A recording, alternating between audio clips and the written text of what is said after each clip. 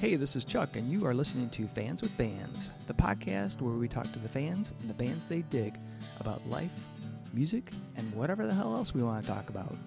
Today on Fans with Bands, I'm talking to Mark Farner. Check it out. Hey, this is Chuck with Fans with Bands and Life in Michigan, and I am talking with Mark Farner. Mark, thank you so much. It's an honor to talk with you, and thank you for being on the show with me. My pleasure, brother Chuck. Good to be with you. Awesome, man.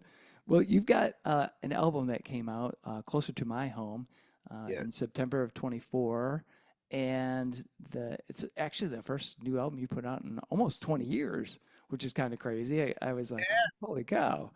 Um, and on that album, you've got a lot of great new music, but you also did a re-recording of that classic, I'm Your Captain, Yes. and uh, I love the re-recording of it. I love that song from way back, along with foot Thank you. stomping music and everything. But I'm Appreciate curious, what do you think it is about that song that is so endearing and enduring to the fans? it. Well, I prayed for that song. I always say my "Now I lay me down to sleep" prayer to go to sleep. My mother, taught us kids how to pray, and I used to pray. In my mind, I was praying just for the fire insurance. Yeah. But I prayed one night. I was on my farm, my first farm I bought, and I prayed and asked God after I blessed everybody in the family, all the in-laws Right. and the outlaws and cousins and everybody, shirt tail people. I would include everybody, long-winded prayer, and then I put a PS on there, and I said, God, would you please give me a song that would reach and touch the hearts of those you want to get to? That is my sincere, uh, the repeat of the prayer. And I, I think because, uh, you know, I'm, I pray believing, Yeah. even though I prayed a lot of times and my prayers were not answered, or they were just not answered to my liking, Right. to my expectations, dude. you know. But I think because of that and my sincerity, and I was a young man um, that wanted to please God. I'm an old man now that wants to please God because God is love, dude. And I am all about serving that. I can put my whole self into serving love. Um, and love is defined in with one word, just forgiveness. That's it, man. Yeah. And learning how to do that in life is it's quite a hurdle. Yeah. I think we can do it better when we are better equipped, better prepared, when our armor is on, and uh, and we know, because like I said, we pray expecting an answer. You don't. Why would you pray if you weren't really, you know, Right. wanting something? Right. So in that, I think because of the sincerity of the people, especially the Vietnam veterans who heard that song, brother, and they were a long ways from home. Right. And I have heard so many. I'm blessed to have heard my brothers and sisters telling me, man, that's the song that got me home. Right. They said, Chuck, they got on the boat to come home, and here you got a ship full of soldiers. Right. They played I'm Your Captain. And when it would stop, they would start it again. And when it would stop, they would start it again all the way home. And when they got off that ship, Brother Chuck, they went down and kissed the earth, Mother Earth. They kissed their home shores, man. Man. I'm telling you what, you get somebody who has actually done this telling you, and even now, I'm feeling it in my throat, Yeah. Yeah. telling you, it is an emotional time, a very telling time, and encouraging because love is just making itself known. Right. and that's what it is. And Yeah. a lot of people fight it and go off doing something else, or they're not. They too macho, and they don't want to say that they're looking for love or they're going to serve love or Right. whatever the hell it is. But everybody needs it. Everybody needs it. We were all little kids. We were all little babies that were nurtured, and we had good parents, man, that loved on us and held us and loved us and held us. And, you know, that got instilled in us. And I think because that song has reached so many soldiers, not just soldiers, but Yeah. a lot. Across the world. Yeah, man. And there was no video, brother. Yeah. No video. So everybody had their own interpretation. And it is my humble opinion that music videos stifled the music business as far as the creative touch and what Yeah. our own imaginations played in the hearing Yeah. of that. Yeah. Because it kind of took away some of that, the imagination of it. Exactly, brother. Yeah. So, you know, that's what it means to whoever's listening. A guy in New York City, WNEW, told me, he says, Farner, we ask 100 people to write the definition of the song Bridge Over Troubled Water by Simon and Garfunkel. He said, you would not believe there was no two that were even close. Yeah.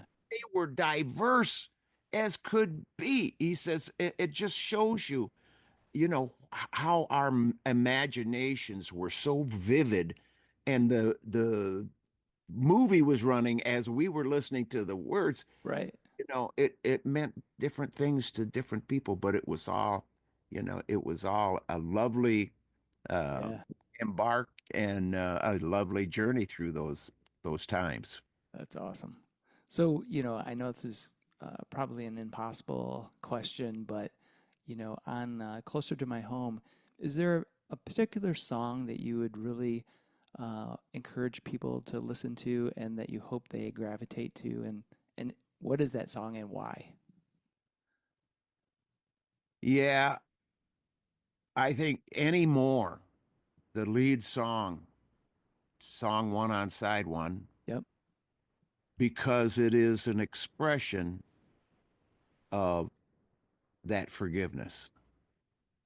And the music helps us to attach it to our own lives, to our own situations, and especially music that is played, tuned to the original American tuning standard, which is A432, 432 kilohertz. Yeah.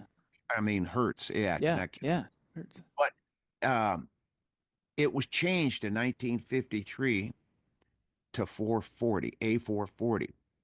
And I don't know why, but I have the feeling that uh, it was not good. The reasoning to change that from a perfect frequency Right. that that coincides with every occurrence of natural things. Why the hell would you want to Yeah. depart that?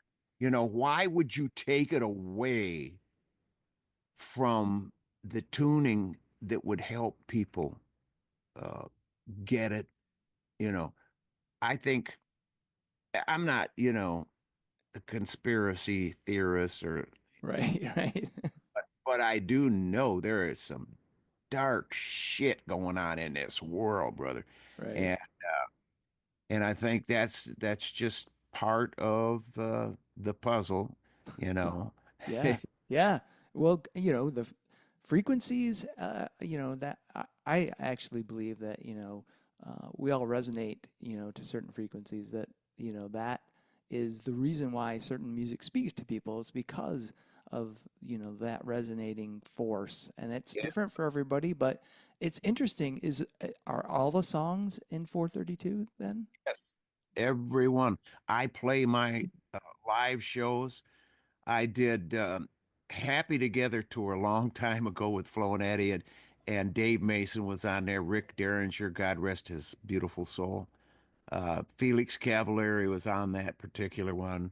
Um, it was a wonderful a bunch of people, loving bunch of people, good Yeah. to hang and to eat supper with every night. And but I went to Mark and Howard and I said, "You guys, I gotta tell you about this frequency, this tuning. It was the American standard, and they switched it to 440. But man, I'm telling you something." And I just explained a little bit about how you know the link that I saw. A guy sent me a link, and it was a man who had put a kiddie pool on his deck, Uh-huh. filled it with water, put a 15-inch speaker up next to the pool. He had a tone generator and an amplifier, and he played um, A2, which is a low note. I mean, A1 is like way down there, unbelievable. But A2 is very audible to the human ear. And I think that's probably why he picked it. And he played it at 125 decibels, which that sound pressure level, Yeah. I mean, the threshold of pain is 90. So 125 is kicking, and the pool was agitated. It was waves and froth and foam, and it was just it was like Yeah. jumping up and down like it had. It was agitated. Then he shuts it off. It calms down, and he tunes it to 432. He plays A2 at 125 decibels, and it was glass, brother. It Really? was flat, and it blew my mind because the guy who sent me the link uh, was a retired Navy SEAL, and he says when you get done watching this link, call me. So I call him. I said, "You got my attention."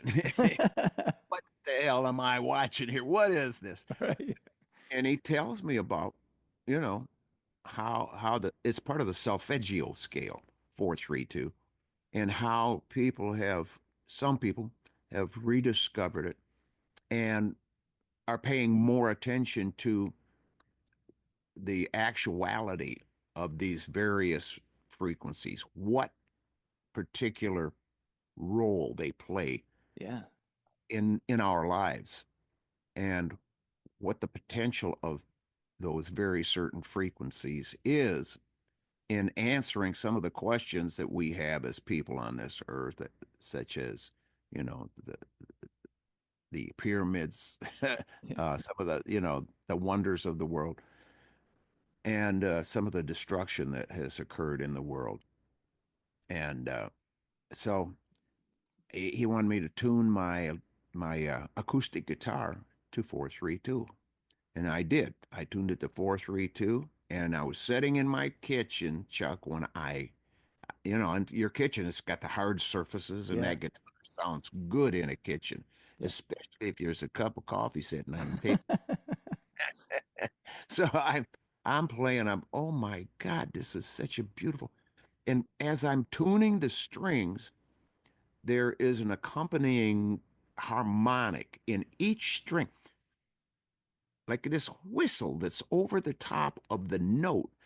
But it is there. It is an audible harmonic that accompanies, Wow. and and it's irrefutable. It's there. And I just a few weeks ago I went to Washington D.C. and played at a friend of mine's place at the hotel at the O Street Hotel, and he said, "Farner man," he says, "when you were playing," he said, "I know I'm looking at that guitar. I'm seeing it's a 6 string acoustic guitar, but I'm hearing a 12 string. I'm Oh, hearing a wow. 12."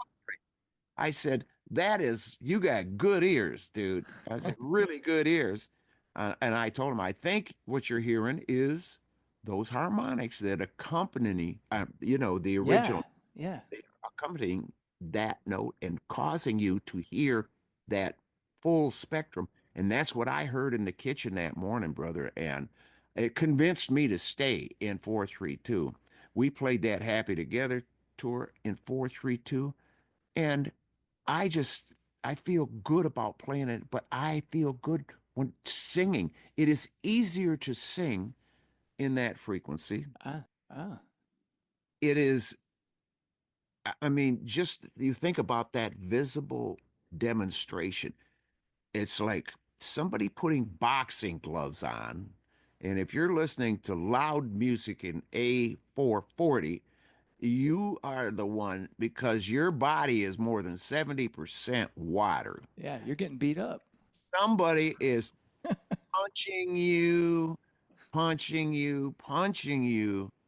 And a lot of people, I can hear them right now, saying, Yeah, that ego gets in the way of our education and our understanding. If we're going to get, anything out of this life, let's get some understanding.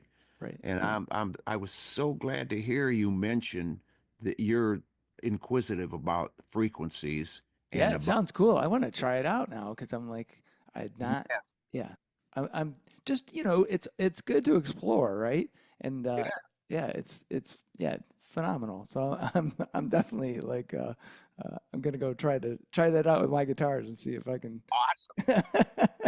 That'll be cool. I wanted to ask you about another song on the album, which I really love, because I come from a sort of a heavy metal background, and you get the song called "Same Game" that Yeah. so much your guitar tone on there reminds me of "Tied to Boar" from King's X. Uh, It sounds awesome. Um, thank well, I appreciate I'm that. curious, what was the inspiration for the music and the lyrics for that song?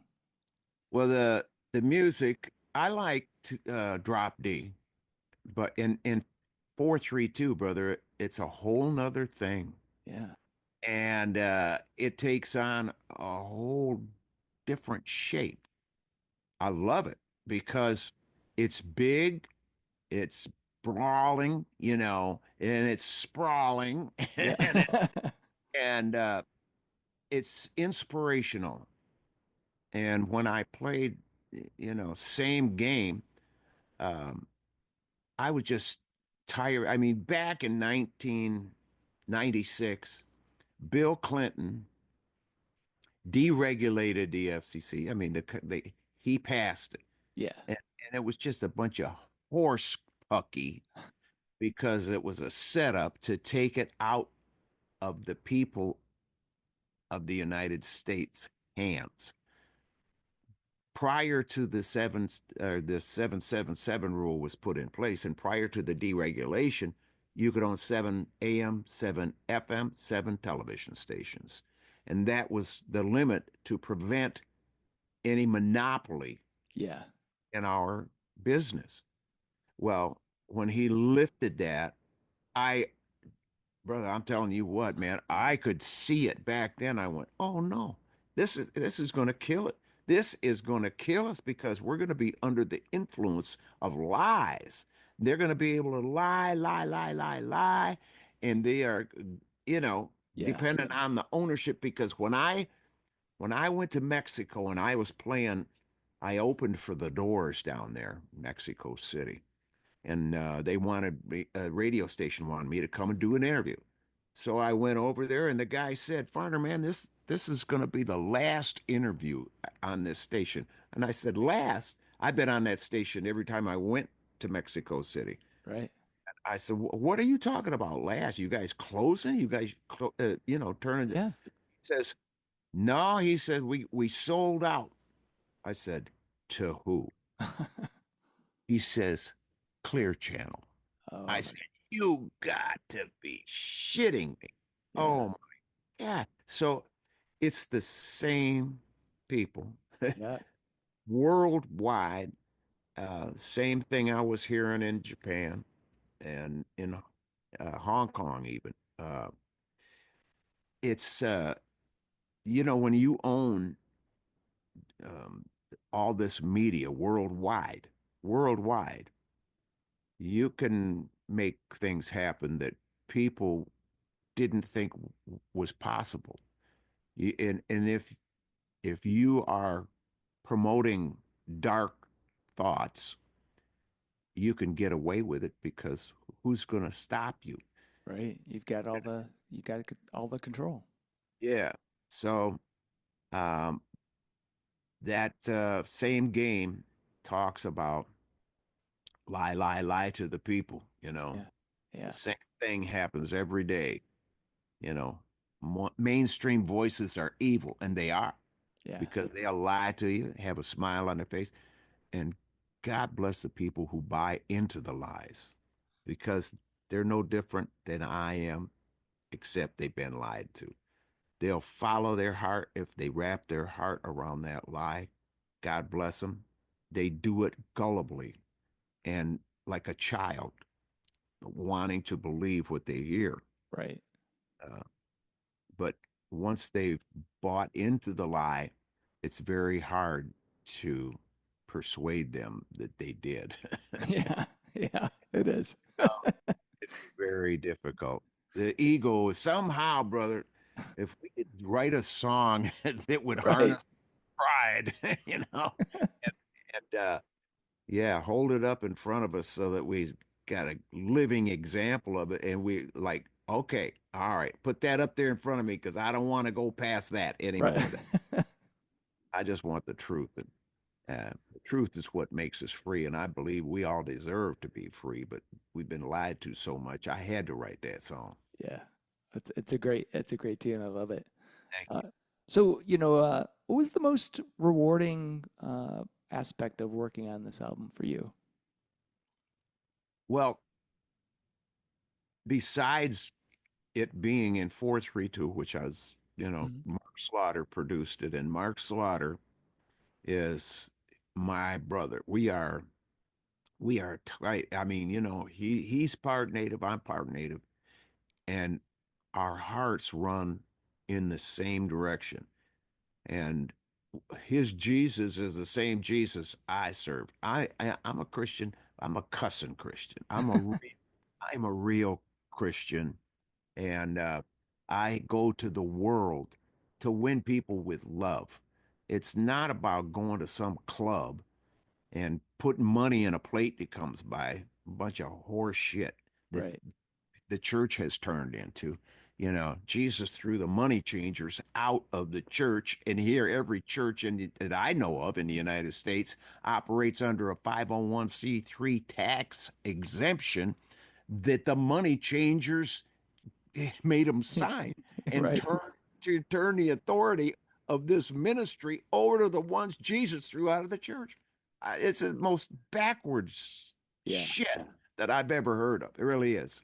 Um, Love don't work that way. So there's a lot of misconceptions out there as to um, you know Jesus and serving Jesus and what a church is and these guys, man, I've talked to them. A lot of them being paid weekly a salary to show up and play music, play in praise and worship music, being paid really good to do it. They don't have to do nothing else. I mean, Right. it's really good. Uh, that is that is so far away from what I envisioned Yeah. and what I uh, what I would expect. Yeah. Yeah. For sure. Um, you know, I'm kind of curious, like, what's your approach for songwriting? Do you come up with like a lyric or a theme and then build music around it, or do you come up with some music and then fit some lyrics to it, or is it a combination of both? How does that work for you? Well, most of the time, it is coming up with the music, playing chords. I love to discover new inversions of chords. I mean, I'm not going to play a chord that's never been played before. Right. I'll play inversions that I don't see anybody else making because that's kind of how I have fed myself this inspiration, this love that I have to create things, to create those sounds with my guitar, to create a lovely sound, even if I'm playing some, metal sounding, Yeah. synth. Something Man, heavy. Yeah. I want it to be, the tone means everything to me. That's, it has to have a certain quality, Right. and my pedals that I use, you know, the combination, um, is great. I got some analog pedals, nothing, super expensive or anything. Right. My chorus, my stereo chorus, like I think it's the last thing in the chain, is Arian stereo chorus. All right. I used to have one of those. Plastic Arian, but I had Robert Keeley, man. He does magic to pedals. He made it bulletproof and he gave it a sound. It's like, I don't know, I just can't even describe it. It's a dimension when you hit that, because I play stereo. I play in stereo. And when I'm on stage, I'm playing through a deluxe, Fender Deluxe, sometimes a twin if they don't have a deluxe. But I like the deluxe because it doesn't tear your face off. Yeah. And I use only the treble in that amp, the volume and the treble. Everything else is turned off. Then I use a 15-inch speaker and either use a Fender Twin preamp or something equivalent and only run bass through that 15-inch speaker. And the chorusing effect that I'm getting, dude, this stereo is so huge, man. The front of house guy's going, what? And why are you doing it that? I said, well, does it sound good? He says, it's huge, dude. It's you put that on one side, and I mean, it's very effective. That's Uh, awesome. yeah, man. That's awesome. So, Mark, this something I like to do when I'm talking with folks, and especially somebody like you, is I would love to go back, rewind and look at like, how did you get started in music, and what were your influences, and why did you want to play music? Well, I loved music from the time I was just a little shaver because my mother came to Flint, Michigan from Leechville, Arkansas when she was 16 years old. But her family had moved up to get these high-paying auto factory jobs. And there was Turnsteads and AC, and there was the Buick, and there was a Chevy stamp and frame, and there Yeah. was a lot of shops in Flint, Michigan. And once one of the family members landed a good job, it was like, you come on up here, y'all. They're hiring. And they all came north. My my grandpa, my great grandpa, my uncles, everybody played an instrument. Grandpa Cotton played fiddle, and Uncle Woody played banjo and guitar, and Uncle Garland played guitar, and my dad played guitar and blue saxophone, and he was from Flint, Michigan, but he loved playing music. That was part of Yeah. his talent, and I I loved it because I watched it. I was like, I started watching when I was 3, 4 years old, and I'm this little tiny guy down there, and I'm looking up at these big people, and my Uncle Brian was 7 feet tall, Oh so God. he had to duck coming through the doorway of the farmhouse, you know. But that was 7 feet of love, man. That guy was just a wonderful soul, and he could sing, man. He had a hell of a voice, and our whole family sang. But when the women would sing these songs, these old, like bluegrass songs and some country songs, Yep. standards, it was the most beautiful thing. So I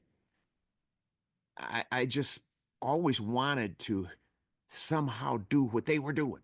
Right. I wanted to go there to that spot because that's a beautiful spot, man. Oh, if people could hear this, everybody would want to go here to this spot. You know, I wanted to take them, with my voice and with my guitar, keyboards, whatever I was playing. I Mhm. wanted to be leading people into that spot where they could just, yeah, man, take off their shoes, or if they, if they're in the living room or whatever, Right. throw the out of the way and cut it up, man. My wife and I still do that. That's Yeah, awesome. we love to dance, and that was my motivation. Really, was I wanted to sing like we used to do, and I never wanted to die. I love singing. I really love it. That's awesome. That's fantastic. So, like, who are some of um, the who influenced you? Who were the people you looked up to in terms of like guitar players and musicians? Guitar players, Jimi Hendrix was top of the list because he could make that thing cry. He could make it talk, speak. He made it joyful. Yeah, Uh, he really had command. And after I got to meet him and get to know him and, became friends with him, man, I just told him, I said, well, the first time I met him, he was in my dressing room when I came off stage at the Fillmore East, New York City. And my manager had rigged it so that when that dressing room door went open, there would be Jimi Hendrix. And it blew my mind. I was so starstruck. Dude, I said, "You're a great guitar player, man." That's a that's the most intelligent thing I could come up with to say. I was so starstruck, dude. Uh, but him, uh, Ronnie Earl, blues, you know, Muddy Waters. Uh, I loved hearing Lucille, you know, yeah, uh, BB King. Um, and we would set up and listen to AM radio. My friend's grandmother had a big wooden radio it had like a 10-inch speaker or something huge, and we would start getting skip at 11:30 or so at night, uh-huh. and we would listen to the Royal Crown hairdressing show, WLAC in Nashville, Tennessee. This is John R. way down south in Dixie, And then he would spin all these blues tunes, man, and all of this funk stuff. It was a wonderful experience. And I wanted to, you know, Yeah, play that kind of guitar too, but I loved Rick Derringer. Loved what he did for guitar. Jeff Beck, when he was with the Yardbirds, man, train kept a rolling. yeah. Ooh, ooh, yeah, man. Those were my guys. And Steve Cropper, Oh yeah, he was right up there at the top. yeah, As far as vocals, my number one guy is Howard Tate, and Howard Tate uh, did it for me. When I heard his voice, when I heard his control over his voice, I was envious, was green with envy, and I tried to emulate, and I always tell people about Howard Tate, um, so that because he was so spiritual too, you could hear it in his singing no matter what, if he was singing the blues or if he was singing, happy, it was he was spiritual about it. He yeah. had a good relationship with the music. That's awesome. Yeah. Well, you've obviously done a great job of emulating because you have that spirituality in your voice as well. Thank you, brother. I appreciate it.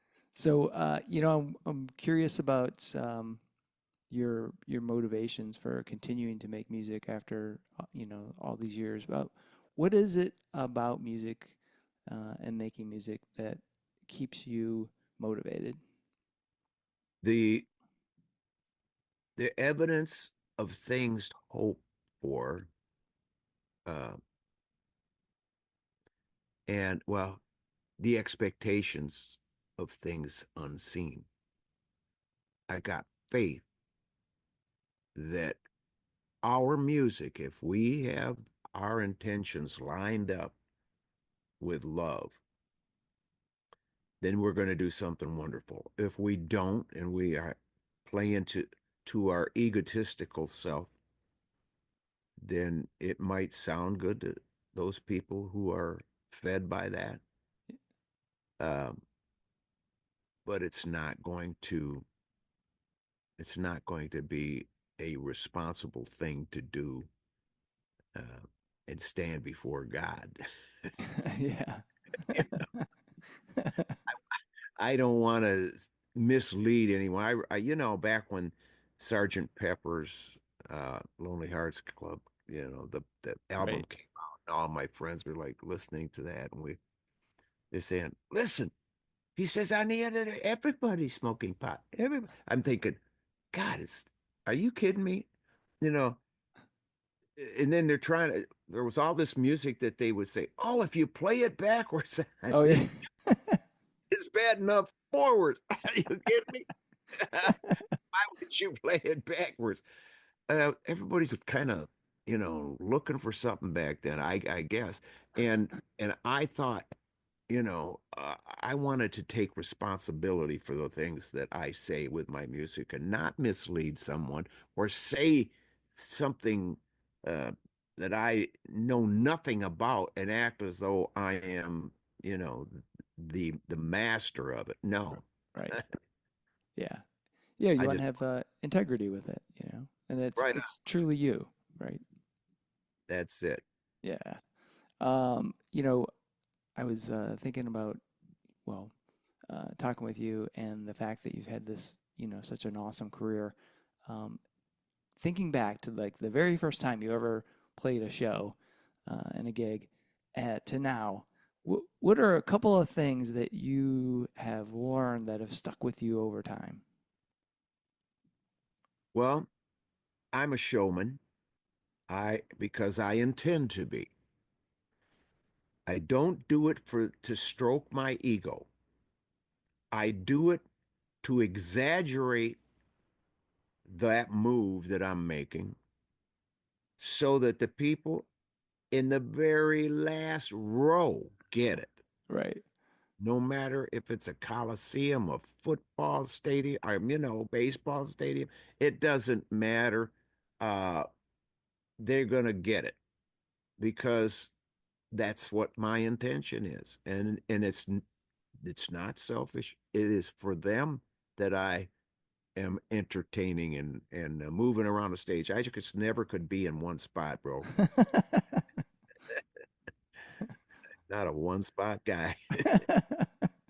Do you have anything that you do before every show to kind of just get yourself prepared? Outside of prayer, uh, I just play my guitar for at least an hour. I need to loosen up.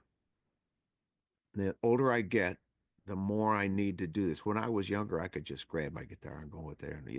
Yeah. I have to stretch. Older people, I'm 76 now. People have to stretch. If they're not stretching, they ain't doing themselves any good. I hear you. Really, everything's not just but I do. I stretch my hands. I push them down into the couch cushions and let them bend backwards, and then I do it the other way, and it really helps get you loose for stage and get it where you can play your licks without stumbling through, and that's important to me. Um, I wanna if I start losing my shit. I don't want to play anymore. If I can't hit my notes, if I'm, I've heard a lot of people that are dropping the chords and stuff and it don't sound the same because it's not the same. Yeah. I don't want to go out there and give it to them unless it's exactly how I played it, how I wrote it, and how they heard it Right. on that. Right. Well, I got to say, listening to the new album, your voice sounds awesome and guitar playing sounds good. So I think you're doing great, man, for 76. That's phenomenal. I appreciate it so much. Yeah. Yeah. So Mark, what else is what's up for you next? What do you got on the horizon? I've got some new songs, man. I'm very proud of. Got some great new songs. Got some chords, dude. Oh my, some chords. The combination of like the going up with the guitar and down with the bass notes. It's still harmony in different. It's like, oh my God, this is moving me. I Yeah. like this. And then sing to that. Add the singing, uh, the love of the message, man. And I'm just geeked about what I'm doing. That's what I'm doing next, brother. Awesome. Uh, and That's I'm always fired up about. Well, people ask me, other guitar players and stuff. They yeah. go, well, you know, how do you get your inspiration? I said, I think everything that I'm writing is going to be a hit. I'm inspired because I let it feed me like it's going to be a hit. Why put any time into something unless you're giving all of yourself to it? Yeah. And you taking the inspiration uh, uh, creatively to as far as you can take it, with Right. your education so far. That's it. So, you know, Awesome. hopefully I get a few more years out of it. I hope so too, man. So Mark, I want to thank you so much. I've got one last question for you. It's kind of a fun one. Uh, Pepperoni. So on pizza, would you have pineapple or no pineapple? I would have pineapple, All right. Awesome. Any favorite toppings for your pizza? sausage, uh, ground beef, uh, some pepperoni, and a little ham. All I right. like. I'm a protein dude, along with some pineapple. Awesome. And uh, you could throw a few anchovies in there too. Oh, really? All right. Awesome. Well, Mark, thank you again so much for being on Fans with Bands. I really appreciate it. I appreciate you, Chuck. God bless you, man. All Good. right. Yeah. Talk to you later, man. All right, brother. Many thanks to Mark Farner for joining me in this special episode of Fans with Bands and Life in Michigan. I can't tell you what an honor it was to talk with Mark about his new music, influences, and songwriting. Mark's new album, Closer to My Home, is out now. Check his website for details as well as upcoming gigs. See the show notes for all the details and links. Bands are nothing without you, the fans. Purchasing music and merchandise is critical to their survival. If you can help out your favorite bands, please do. If you're in Michigan, consider following the Playing in Detroit Area Tonight and SE for Southeast Michigan Music Facebook pages. They are fantastic places for bands and bands to support each other and share our combined love of music. Thank you all so much for listening. Be sure to hit subscribe on your favorite podcast service to get each and every episode of Fans with Bands. Spread the word by rating the show, telling your friends, telling your neighbors, telling your family, telling your priest, tell everyone, and leave a comment. We want to hear what you think. You can keep in touch by following us on social media. This is a Life in Michigan production. Until next time, be well and kick out the jam.